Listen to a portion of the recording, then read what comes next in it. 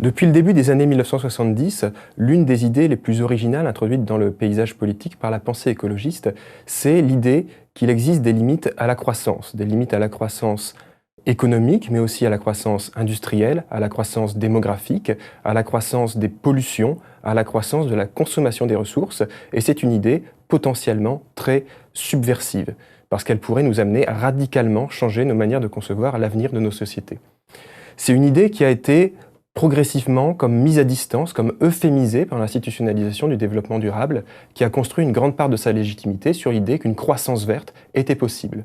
Mais c'est une idée qui, après avoir été mise à distance, est remise au goût du jour depuis à peu près le début des années 2000, autour du mouvement de la décroissance, autour de ce mot assez provocateur, assez atypique dans le paysage politique de décroissance. Alors d'où vient ce mot? Les premières utilisations du terme de décroissance dans ce sens-là remontent aux controverses qui ont suivi en 1972 la publication du rapport au Club de Rome, dit rapport Meadows, sur les limites à la croissance. Les auteurs de ce rapport expliquaient qu'après des décennies de croissance rapide, l'humanité atteignait un seuil au-delà duquel la croissance ne serait plus ni possible, à cause des limites de la finitude des ressources, ni possible, ni souhaitable. Dans les controverses qui ont suivi, plusieurs auteurs ont donc appelé à la stabilisation de la croissance, à la croissance zéro, à un ralentissement de la croissance.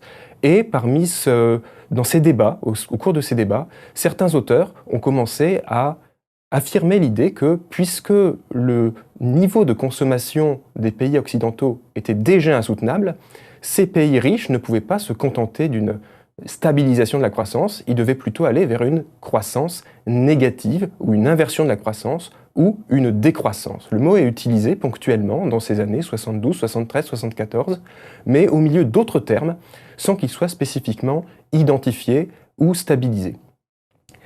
La stabilisation de ce terme va arriver plus tard, en 1979, à l'occasion de la traduction en français de l'ouvrage d'un économiste roumain, Nicolae Georgescu-Roegen. Nicolae Georgescu-Roegen, à l'époque, est un économiste internationalement reconnu, mais aussi un économiste hétérodoxe, un peu iconoclaste, qui a consacré une grande part de ses recherches à essayer d'anticiper ce que pouvait signifier, pour l'humanité, la finitude des ressources fossiles. Et l'une de ses principales conclusions était que les décennies de croissance qu'avait connues l'humanité étaient une exception dans l'histoire, et une exception qui allait prendre fin, était une parenthèse qui allait se refermer. Et il était urgent d'anticiper cette fermeture. Les décennies de croissance qu'avait connues l'humanité seraient suivies par des décennies de déclin. C'est le terme qu'il utilisait en anglais. À l'occasion de la traduction de ce recueil d'articles en français, certains auteurs, comme Jacques Greenwald notamment, l'aident à trouver un autre terme, et le terme qui va émerger, ce sera le terme de décroissance. C'est un terme évidemment provocateur, choisi pour cela, mais c'est un terme qui traduit bien son idée, sa théorie économique, selon laquelle la décroissance, plus qu'un choix, devient un destin pour l'humanité dès lors que les ressources fossiles sont en quantité finie sur la planète.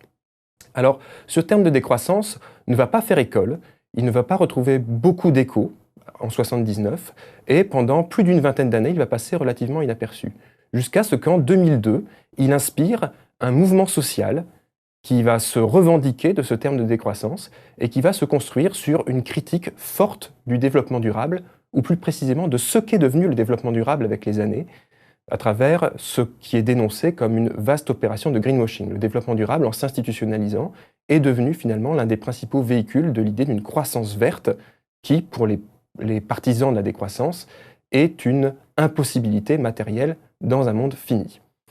Donc à partir de 2002, le terme de décroissance va cristalliser ce mouvement social qui va s'exprimer dans une multitude de publications, dans une multitude d'ouvrages, de revues, d'associations, d'initiatives locales, de groupes locaux, de petits partis politiques, etc. Dans tous ces ouvrages, dans tous ces groupes, il va y avoir des idées récurrentes. L'idée que le développement durable n'est pas parvenu à tenir ses promesses, par exemple. L'idée aussi que l'approche du pic pétrolier allait nous imposer une réduction drastique de nos consommations d'énergie, allait nous imposer des formes de relocalisation en urgence. L'idée que le réchauffement climatique, par son ampleur, nécessitait des réponses bien plus ambitieuses que ce que proposait les institutions nationales et internationales, et aussi après 2008-2009 et la crise économique mondiale, l'idée que de toute façon, le retour d'une croissance forte dans les pays occidentaux apparaît de plus en plus improbable. Donc tout ça, ce sont des idées qui vont beaucoup être véhiculées dans tous ces ouvrages, dans toutes ces publications. Et au sein de cette profusion de publications, il peut être difficile de faire émerger les idées forces. Alors on peut se demander, qu'est-ce que la décroissance si on est confronté à cette nébuleuse, cette galaxie d'ouvrages? Alors, pour répondre à cette question, qu'est-ce que la décroissance? De quoi parle-t-on quand on parle de décroissance? Il y a plusieurs réponses possibles, disons des plus pragmatiques aux plus cosmiques. Alors, les plus pragmatiques, au niveau le plus pragmatique, la décroissance, c'est d'abord l'expérimentation de modes de vie qui seraient non dépendants de la croissance, qui seraient plus orientés vers la recherche de la sobriété ou de l'autonomie dans une optique de relocalisation. Mais la décroissance, c'est aussi un mouvement social porteur de revendications qui va mobiliser des militants et des citoyens pour essayer de changer le cours des choses en s'opposant par exemple aux projets qui incarnent le plus la croissance verte, comme les grands projets inutiles et imposés, par exemple l'aéroport de Notre-Dame-des-Landes. Mais la décroissance, c'est aussi une pensée politique qui renoue avec l'idée typiquement écologiste des limites à la croissance, mais qui va aussi insister sur le fait que la décroissance est devenue une condition sine qua non de la justice sociale et de la redistribution. La décroissance, c'est d'abord la décroissance des populations les plus riches dans les pays les plus riches. Et la décroissance, c'est aussi un paradigme économique qui insiste sur le côté inéluctable, la dimension inéluctable de la fin des énergies fossiles et donc de la croissance, de la fin de la croissance. Et au niveau le plus cosmique, la décroissance est aussi une réflexion sur l'avenir de l'humanité, une réflexion philosophique et anthropologique sur l'avenir de l'humanité après la fin de la période d'exubérance énergétique et matérielle que nous connaissons actuellement.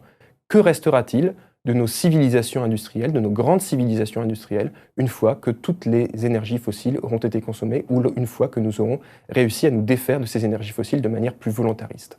Donc, de ces aspects les plus pragmatiques à ces aspects les plus philosophiques, la décroissance est une oscillation perpétuelle entre l'anticipation d'un destin et la formulation d'un projet. Le destin, c'est l'anticipation de la fin inéluctable des ressources fossiles qui, d'une manière ou d'une autre, s'imposera à nous, à laquelle nous devrons nous adapter d'une manière ou d'une autre. Et le projet, en revanche, c'est l'espoir qu'il est possible d'imaginer des organisations sociales aussi désirables, aussi souhaitables que possible dans cette situation de contraintes énergétiques et matérielles fortes. C'est l'espoir utopique d'une société de sobriété heureuse ou d'abondance frugale.